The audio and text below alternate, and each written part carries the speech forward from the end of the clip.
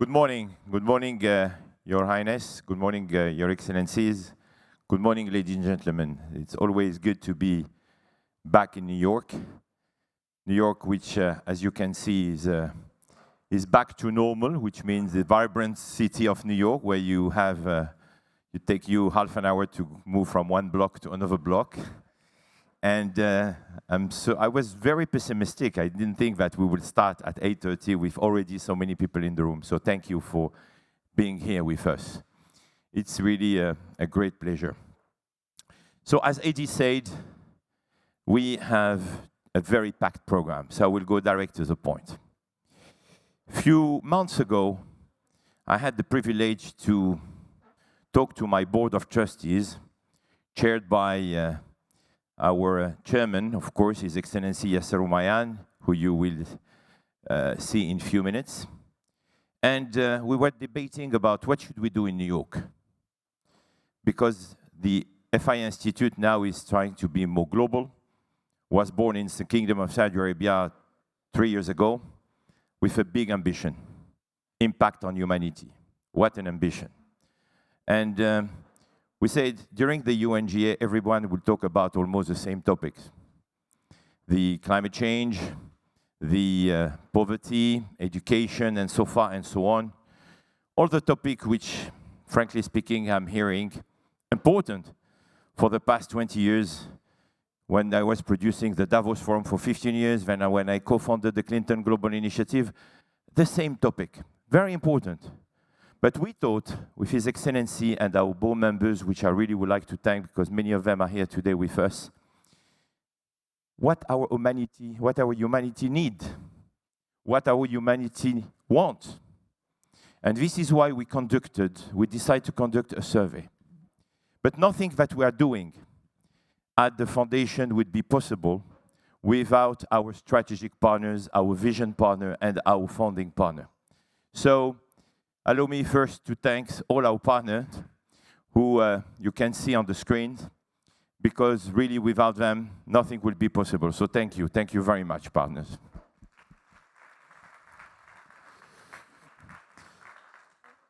The report that we started, I think, will make some news. It's a report that we conducted with 130,000 people. Probably one of the largest surveys which happened for the past few years. My conviction, supported by the board, is that probably your priority has changed for the past 2-3 years. At least around me, when I ask even my family, my friends, my relationship, they all tell me, yes, today we are totally different of what we were 3 years ago. So we wanted to understand, and by doing this report, 13 countries, as you can see, the emerging economies, the developed countries, representing almost 50.3% of the population. And you see here on this map the countries. The first outcome is obvious. When you look at the map, the world is divided. You see, the question was how life in your country will be better in the future. You see almost half of the world, which is pessimistic. 70% of the people interviewed in high-income countries and African countries are negative. While I would call that the East, and of course the Middle East, the GCC countries, people are optimistic. First outcome. The full report, which is very exhaustive, is published now. The minute I'm talking, you will see it on our website. But here, in the next 10 minutes, I will try to go as fast as possible to come with the 10 main outcomes. So, don't want to hide the slides, so I will come here. And sorry if I'm giving you my back. So, the second outcome, as you can see, is that people are very positive about themselves.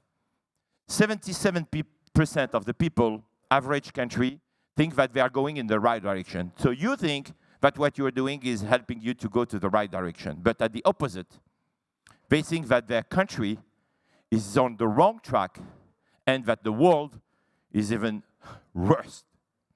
So this is another outcome. And it will be important to discuss and to debate about that because, you know, it's like all survey, we can always come with other arguments. But this is what we got from the report that we had. This is the type of information you will find in the report. I will not go into much detail, but you can see we made an analysis because, as our chairman is always telling me, data are important, but then you know to analysis. Welcome, Your Excellency Yasser Roumail. So you can see how people react by gender, by age, by social grade, by education level, and even in some countries by party affiliation. What is important to see is that we can put a correlation between optimism and GDP. As you can see on this chart, world leaders can achieve progress if they improve the outlook of their citizens by attending to their priority. And this is how you see the group of countries which are big majority developed countries, which are having this, I would say, ecosystem, while some other countries like China or even Mexico are reacting in a different zone. Outcome number 2, the most important. What is the priority number 1? The priority number 1, average country, cost of living. Cost of living. I don't know if it's a surprise for you, but this is a priority number 1 today, average country. And you will see that only very few countries are not putting cost of living in their priority, but it's the largest majority.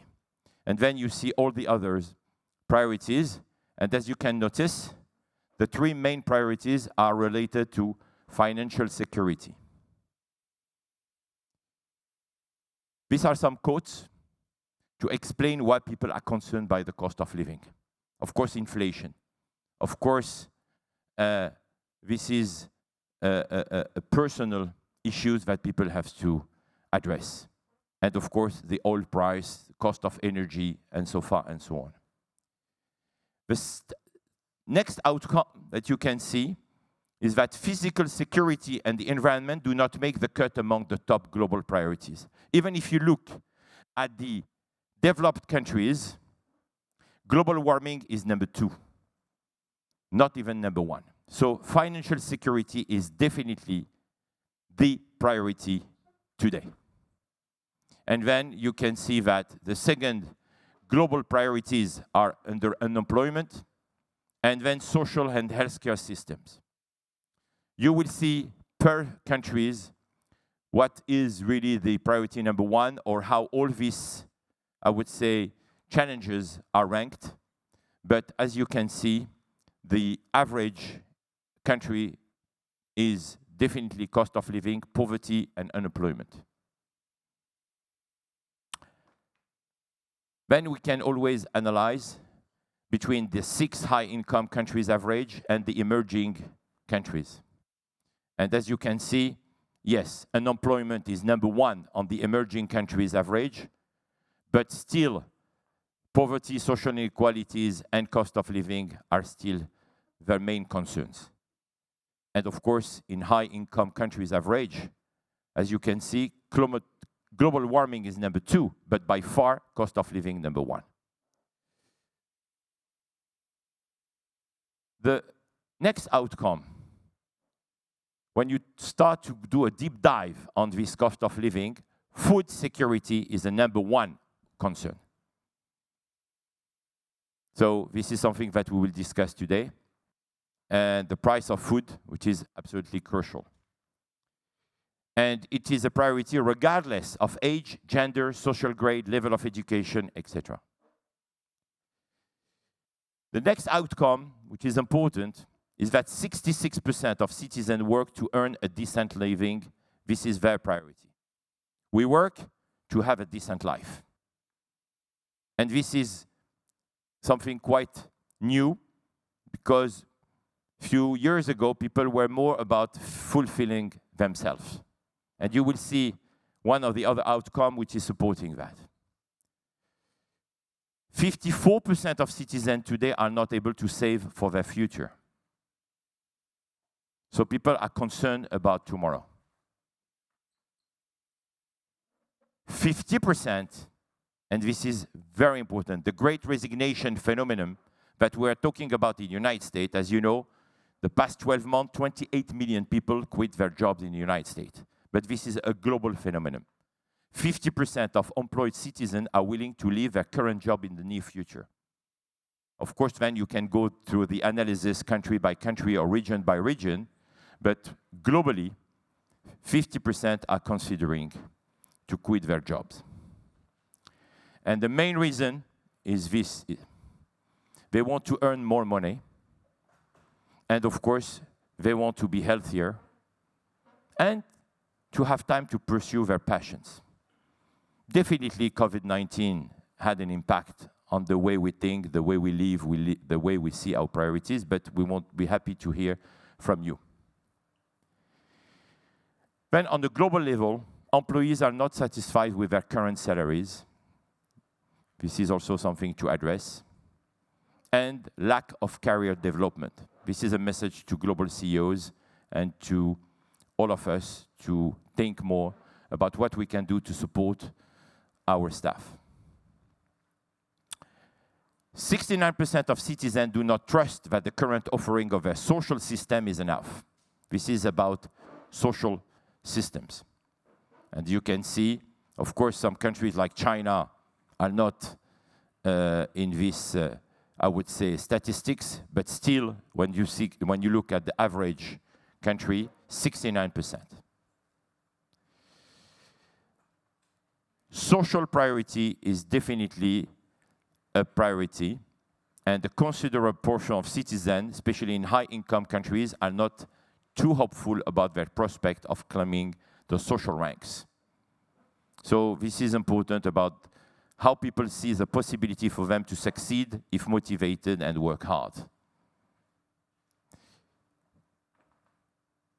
And more than half of the citizens in high-income countries do not believe that, and this is a conversation we had yesterday with some of our partners and speakers, that they can have a better life than their parents. So 53% in high-income countries feel that they have a better life, but in fact, 34% of citizens do not believe they have better living conditions than their parents. Sorry, and 53% in high-income countries. And last but not least, on global average, 50% say that the social crisis must be the priority when it comes to the future. And of course, 40% consider that it's an environmental crisis. So while we are talking a lot about climate change, about water, about pollution, about the loss of biodiversity, this is globally the number 2 global priority. Number 1 today is the social crisis, which is the cost of living, and of course, social inequalities. And then, on the third, the identity crisis. So, as a conclusion, I think we have to discuss about action. This is what the FII Institute is about. It's a call to action. So there is a wake-up call to have, I think, because many people were mentioning even this notion of social revolution. And you will see how this was documented and explained in the priority report, which is available now. So definitely, we think that nations, employers across the globe, need to focus on this priority, the priority of the people, to provide social relief, to increase job opportunities, and to provide job securities, and last but not least, to ensure social protection. So as my last slide, we are here to summarize the priorities, and I hope that this is giving you some food for thought to create very active conversation and to look at the half-empty glass, because we know that people can make a big change. We are very optimistic on the future of our humanity at the FII Institute, and under the leadership of His Excellency, our chairman, we have a lot to do, and we will do a lot, because we want to build all together a great world for all of our humanity, because our humanity deserves it. We want to invest in our humanity to have a very positive impact, because life is absolutely wonderful, and we need to enjoy life. Thank you.